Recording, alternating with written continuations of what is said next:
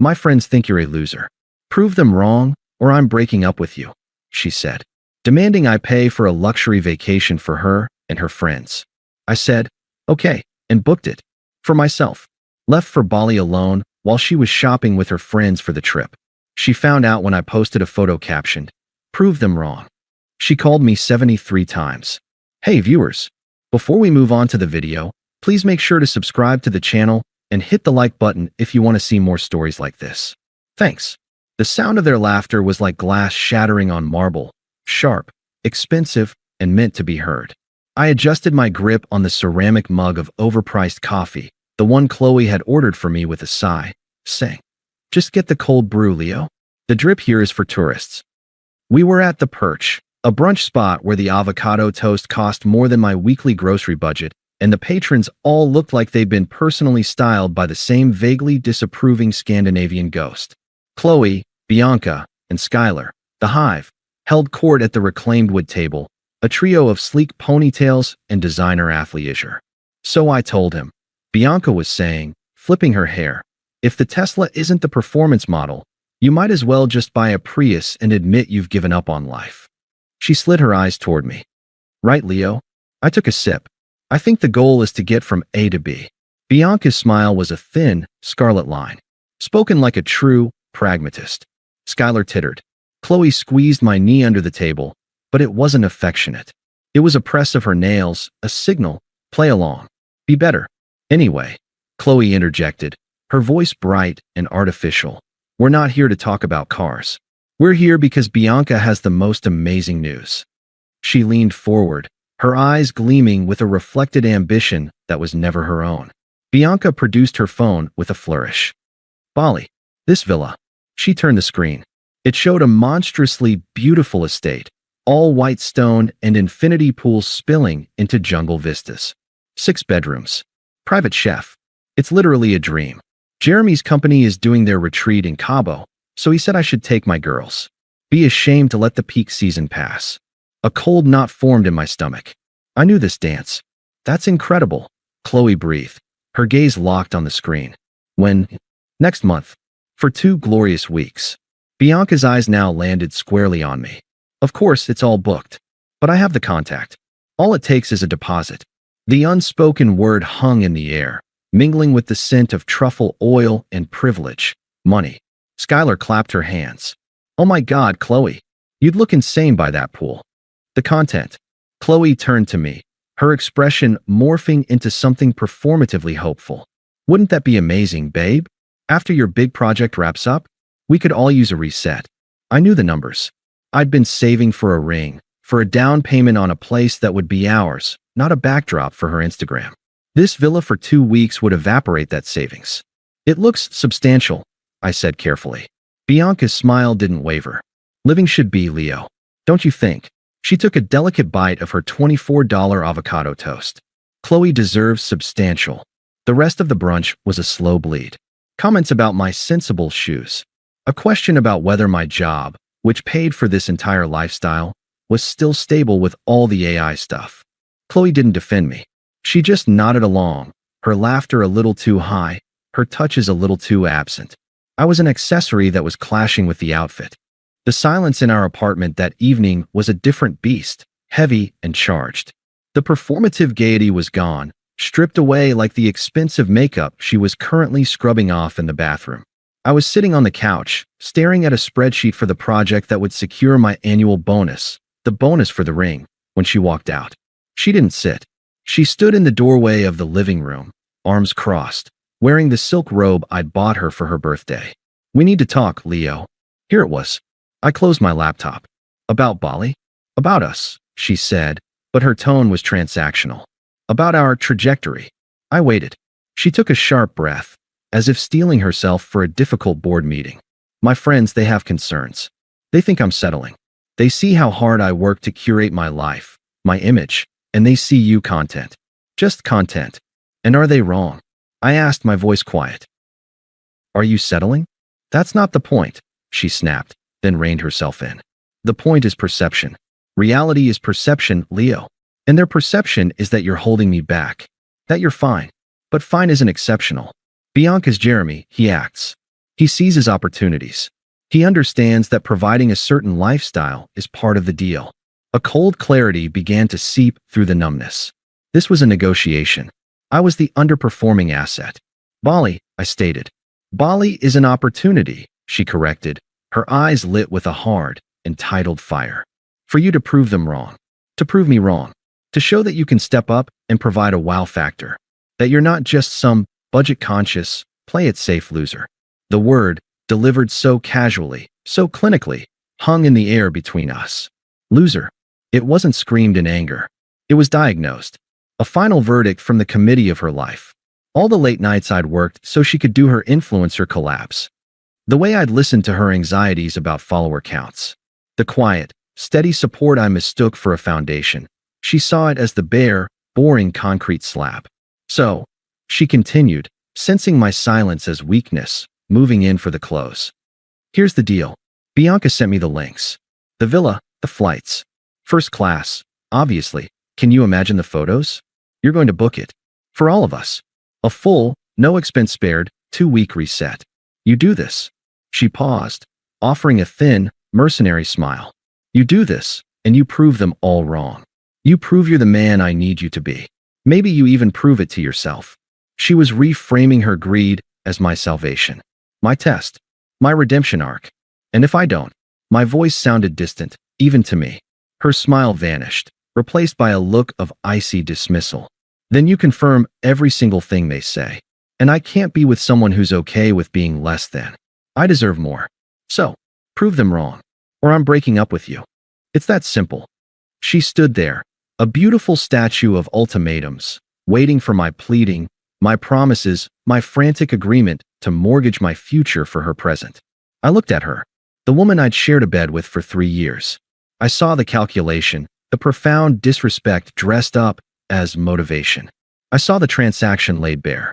I wasn't her partner. I was her funding source, her upgradable appliance. The cold clarity solidified into a decision. The knot in my stomach dissolved. A profound, eerie calm settled over me. I simply nodded. Okay. Her posture relaxed instantly. The triumph flashed in her eyes, so quick, she couldn't hide it. She'd won. She'd broken me into compliance. Good, she said, the smugness returning to her voice. I knew you'd step up. I'll forward you the emails. Don't cheap out on the flight credits. She turned and walked back toward the bedroom, already pulling out her phone, doubtless to text the hive. This is going to be epic. I heard the bedroom door click shut. I looked at the closed laptop, at the spreadsheet for the ring.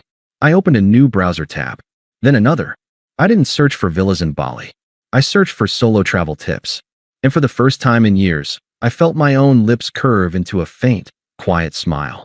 The calm that followed her ultimatum wasn't the numb stillness of shock.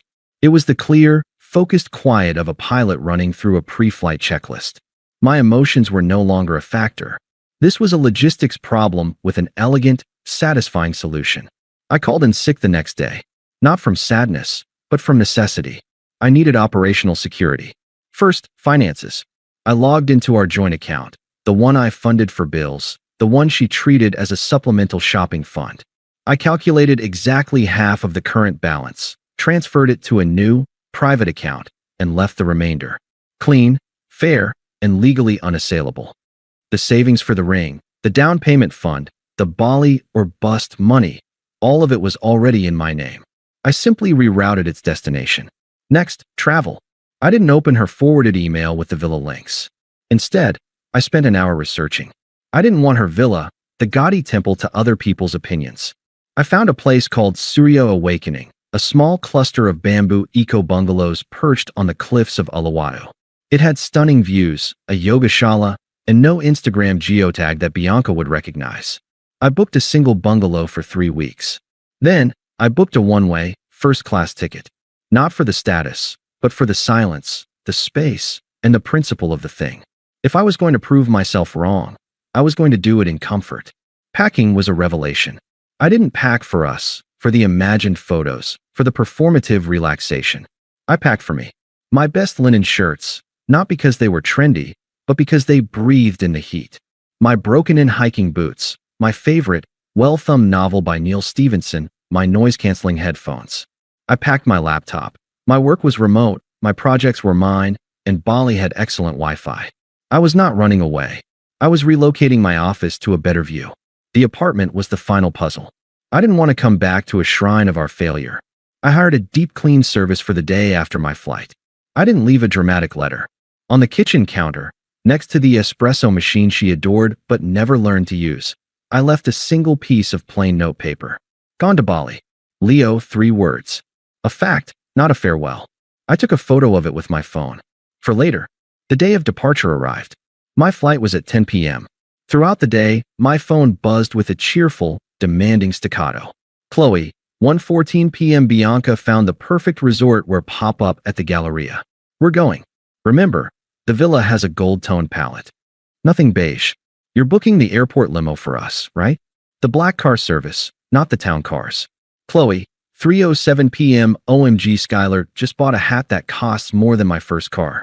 This is going to be the best trip ever. So glad you're doing this for us. For me.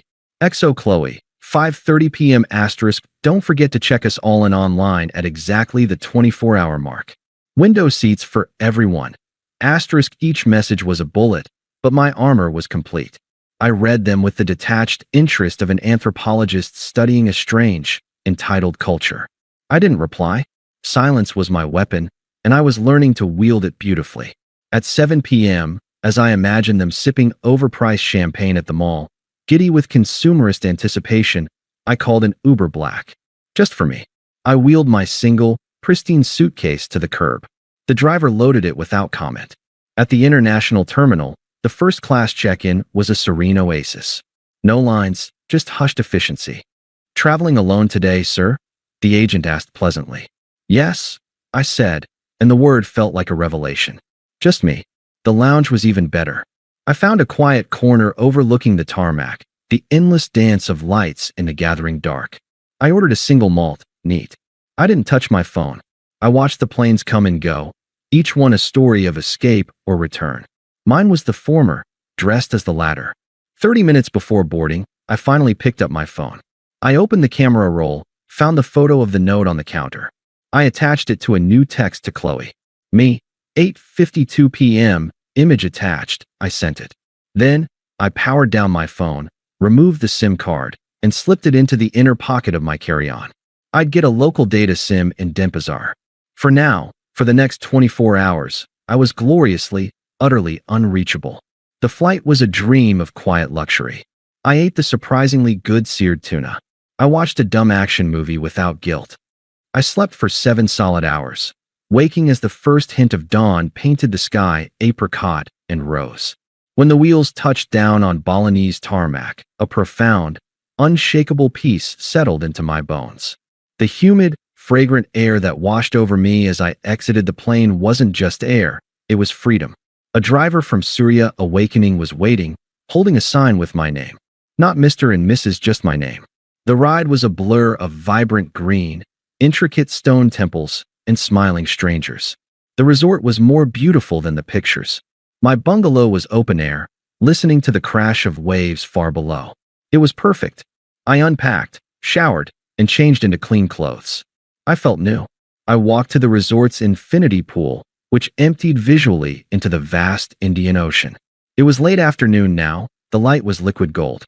I asked a staff member to take my picture. I wasn't posing. I was just standing there, a faint, unforced smile on my face, the endless ocean behind me. I looked relaxed. I looked happy. I looked like a man who had made the right decision. I got my new SIM, connected to Wi-Fi, and logged into Instagram from the browser. I hadn't posted in months. I uploaded the photo.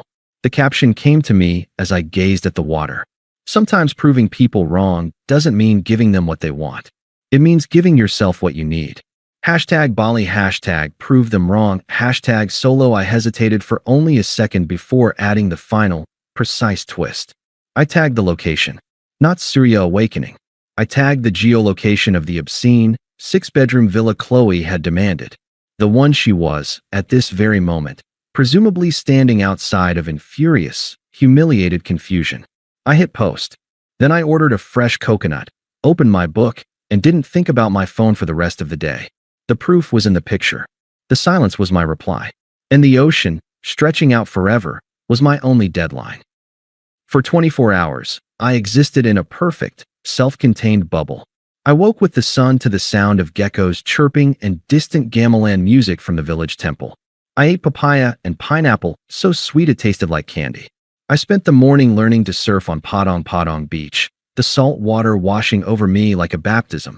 I was terrible at it, falling again and again, and I laughed each time, the sound foreign and wonderful in my own ears. The instructor, a wiry Balinese man named Ketut, just grinned and said, "Again, the ocean does not care about your pride, only your balance." Balance. That's what I was finding. In the afternoon, I took my laptop to a breezy open-air warung overlooking the rice terraces. I worked for 3 highly productive hours, the green vista fueling a clarity I hadn't felt in years. This wasn't running away. This was operational efficiency at its peak. I was delivering my best work from paradise. It was only as the spectacular sunset bled into indigo that I felt a twinge of curiosity. A mild, clinical itch. Not worry. Not anxiety. Just data collection. I powered on my old phone with a new local SIM. For a moment, there was only the peaceful blank slate of a new device. Then, I logged into my cloud account. The digital deluge began. The notifications didn't stream in, they avalanche. 73 missed calls. Chloe, Bianca, Skylar. A number labeled Mom, Chloe. Even 2 from a number I vaguely recognized as belonging to Jeremy, Bianca's Thessalonian boyfriend. The text message thread with Chloe was a sprawling, frantic novel of desperation. I scrolled to the beginning, right after my photo of the note. Chloe, 8:53 p.m., my departure day, what is this? A joke? Leo, answer me. Chloe, 9:15 p.m., we're packing. This isn't funny. Chloe, 10:01 p.m., I'm calling you. Pick up. Then a shift. The timestamp was around 2 p.m. Bali time the next day, right after my Instagram post would have hit their morning. Chloe, 2:07 p.m. Bali time, what the actual fuck, Leo. Chloe, 2:09 p.m. where are you? We are at the airport. The villa management says there is no booking. None. Chloe, 2:11 p.m. answer your phone, you coward. Chloe, 2:15 p.m. Bianca is furious. Skylar is crying. You have humiliated me in front of everyone. Everyone. Chloe, 2:30 p.m. please. Please, Leo. Just tell me this is a mistake. Tell me you booked it under a different name. I'll fix it. Just tell me what to do. Bianca, 2:45 p.m. Wow. Real classy, Leo. I always knew you were small time, but this is pathetic. You've completely destroyed Chloe. Hope your little solo trip is worth it. I sipped my fresh coconut water, reading with detached fascination. The voicemails were even better. I put them on speaker, listening as I watched the first stars appear over the ocean. The first was from the airport. Chaos in the background, announcements, crying, the sharp echo of a terminal. Leo? It's me. Pick up. Please. Where are you? The villa. The guy says there's no reservation under my name or yours. Did you use a different card? Did it decline? Oh God, my friends are all here with their bags. You need to call the company right now and fix this. This is a nightmare. Her voice was a whip crack of panic, tinged with utter disbelief that her plan could have a flaw. I was the flaw, and I had removed myself. The next was from what sounded like a taxi, an hour later. Okay. We're going to a hotel. A Marriott. By the airport. Bianca booked it. She's not speaking to me. Leo, you have to call me. Explain this. Is this about the loser thing? I didn't mean it. I was stressed. You can't just do this. You can't leave me stranded. I told everyone you were paying. You've made me a liar. The horror in her voice wasn't about losing me. It was about social bankruptcy. About being exposed as a fraud in front of her tribunal. I listened to a few more. One from Bianca, icy and contemptuous. You've shown your true, petty colors. Chloe deserves a man, not a boy who throws tantrums. You'll never do better than her, and she will remember this. One from Chloe's mother, Linda, her tone the familiar blend of disappointment and passive-aggressive pressure. Leo, this is very unlike you. Very immature. Chloe is devastated. Whatever issue you have, this is not the way a mature adult handles it. You need to make this right, financially and emotionally. Call me. I deleted that one with particular satisfaction. The messages and voicemails over the next 24 hours showed the progression. The anger peaked, then began to curdle into something else. Chloe, text, day 2 my friends left. Bianca and Skylar took a flight to Cabo to meet Jeremy. They left me here at the airport Marriott. Alone. They said I'm a liability. My own friends. Chloe, voicemail, day 2, voice thick with tears they just left. They said I was bad energy and they didn't want their trip ruined. I have no one, Leo. No one. Please, can you just call me? I'm so sorry. I'm so sorry I said those things. I was trying to impress them. It was always you. It's always been you. The manipulation was so transparent, it was almost artistic. The always you line, deployed only when her social capital hit 0. I didn't reply. My silence was a vast, uncaring ocean, and she was screaming into it. A mutual friend, Dave, a decent guy who'd always been on the periphery of the hive, texted me later that evening. Dave, dude. Just heard the full story from Megan, who heard it from Skylar. Holy shit. The legend of Leo grows. For what it's worth, Bianca told everyone at her fancy Cabo dinner that Chloe failed the girlfriend test and couldn't control her man. It's a whole thing. Chloe's Instagram is dark. You okay? I wrote back, my first and only communication to that world. Me. I'm in Bali. I'm great. Thanks, Dave. The final voicemail of that phase came late on my 3rd night. The tears were gone, replaced by a hollow, cold fury.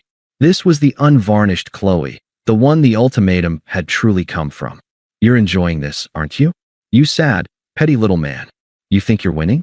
You're alone in a foreign country because you're too weak to handle a strong woman who wants a better life. You set me up. You planned this to humiliate me. You've ruined my friendships, my reputation. I hate you. Do you hear me? I hope you get dysentery. I hope you fall off a cliff. You are a loser. You will always be a loser. And I will make sure everyone knows it. I saved that one. Not as a memento of pain, but as a trophy. It was the raw, screaming proof of my correct decision. The final chip of the beautiful facade, revealing the rotten core. I powered the phone down again. The data was collected. The experiment was a resounding success. The next morning, I went on a sunrise hike to the Uluwatu Temple. I watched the monkeys play and the surfers far below like tiny, brave specks. I made casual conversation with a French couple over coffee. I booked a day trip to learn traditional wood carving in a village up north. My peace was no longer just an absence of noise. It was a positive, tangible force. It had weight and texture. It was mine. And with every passing hour in the Balinese sun, with every genuine smile from a stranger, with every page of my book turned to the soundtrack of crashing waves, Chloe, Bianca, the hive, the airport Marriott, the entire gilded, fragile world I'd left behind, it all faded. Not with a bang, but with the gentle, inexorable sigh of a wave pulling back from the shore, taking its debris with it. I was proving them wrong, after all, not by funding their luxury, but by building my own. And the construction, I was discovering, was the most satisfying part. 2 months later, the Balinese sun was a memory stored in the easy looseness of my shoulders and a lingering hint of tan beneath my winter coat. The piece, however, was not a souvenir. It was a permanent installation. My new apartment was smaller, older, and entirely mine. It smelled of books, good coffee, and the lemon-scented cleaner I used myself. The silence was a companion, not an accusation. I was seeing Claire, the woman from the woodworking class. It was light, fun. We went to indie films and cheap noodle shops. She laughed at my jokes, not at my shoes. It was uncomplicated. It was real. The encounter happened on a mundane Sunday. I was at the local organic grocer, a place Chloe would have deemed quaint and undercurated. I was in the coffee aisle, comparing single-origin beans, debating between Sumatran and Ethiopian. I was content in my indecision. Leo. The voice was a scratch on the pristine vinyl of my comm. I knew it instantly, but it took a full second to place it in this new context. I turned. Chloe stood at the end of the aisle, clutching a basket containing a single, sad-looking prepared salad and a bottle of expensive alkaline water. She looked reduced. The laser-sharp polish was dulled. Her hair was pulled into a practical, messy bun. She wore leggings and a puffer jacket, functional, not fashionable. The most striking thing was her eyes. They held none of their old, entitled fire. They were wide, anxious, and deeply tired. Chloe, I said. My voice was even. Not warm, not cold. A simple acknowledgement of a fact, like noting the price of the coffee. She took a hesitant step forward. Hi, you're here. I am, I replied, turning back to the coffee shelves. How are you? The banal pleasantry seemed to stun her. How am I? She repeated, a brittle laugh escaping. Seriously? After everything, I selected the Ethiopian blend and placed it in my basket. I finally gave her my full attention, leaning casually against the shelf. Was there something you needed? I asked. It was the tone of a professional receiving an unexpected, but not unwelcome, drop-in. Her composure cracked. I needed you not to destroy my life over one stupid fight, she hissed, her voice low but vibrating with pent-up emotion. A passing elderly lady glanced over, and Chloe flushed. I didn't react to the volume. It wasn't a fight, I corrected, my voice still calm. It was an ultimatum. You presented a transaction. I considered the terms and accepted a different clause. One with better conditions for me. She blinked, processing the corporate metaphor. So it was revenge? A calculated move to humiliate me. I allowed a small, genuine, and utterly non-hostile smile to touch my lips. It was the smile of a man who'd solved a complex problem. It wasn't about you at all. Not after I said okay. That was the last moment your opinion was a relevant data point in my decision-making matrix. Bali was a variable change. It was about recalibrating my own settings. She stared at me, her mouth slightly open. I was speaking a language she didn't understand, the language of self-possession. You've changed, she finally whispered. Yeah, I agreed, nodding slightly. I have. I moved to push my cart past her. Wait. She reached out, her hand stopping just short of touching my arm. Is there any chance? Now that things have calmed down? Now that I've seen things clearly? I got therapy. I really have. I stopped. I looked at her, not with anger or resentment, but with a pure, analytical clarity. I saw the desperation, the attempt to package her loneliness as growth. I saw the ghost of the woman who thought a luxury vacation was a suitable proxy for respect. No, I said. The word was clean, final, and carried no emotional weight. There's no chance. But why? The plea was raw now, stripped of all pretense. We had 3 years. Don't they mean anything? I made a mistake. One mistake. They meant something, I acknowledged. They meant I was willing to build a life with someone who saw me as a tool. That was my mistake. And I've corrected it. I gestured vaguely around the store, at my basket, at myself. This is the correction. I don't think about you, or Bianca, or the villa, or the airport. I don't think about any of it. And that, I said, meeting her eyes directly, is the proof, isn't it? The definitive proof. I don't have to prove anything to you anymore. The only person I needed to prove something to was the man in the mirror. And he's satisfied. Her face crumpled. It wasn't the performative crying from the voicemails. This was the silent, devastating collapse of a worldview. She had come here hoping for a negotiation, for guilt, for a chance to re-enter the story as the redeemed heroine. She found instead that the story was over, the book was closed, and I was already deep into a new, more interesting volume. You really don't care anymore, she stated, the realization dawning like a cruel sunrise. I genuinely don't, I confirmed. It wasn't said to hurt her. It was simply the truest thing I'd ever said to her. Take care of yourself, Chloe. I didn't wait for a response. I pushed my cart down the aisle, the wheels whispering on the polished floor. I turned the corner toward the checkout. My heart rate was steady. My hands were dry. I felt nothing but a mild appreciation for the Ethiopian coffee beans in my basket. At the checkout, I saw her one last time, through the store's front window. She was standing on the sidewalk, the cold wind tugging at her jacket, staring at nothing. She looked small, insignificant, not in a vengeful way, but in a factual one, like a piece of litter blown into a corner. I paid, took my bag, and walked to my car, a sensible, used sedan I'd bought with cash. I started the engine, connected my phone, and selected a podcast I enjoyed about marine biology. The host's soothing voice filled the space, talking about the symbiotic relationships in coral reefs. As I pulled out of the parking lot and merged into the gentle Sunday traffic, a final, quiet thought surfaced. I had told her I didn't think about it, but in that moment, I did. I thought about the number. 73 calls. Not a single one had been worth answering.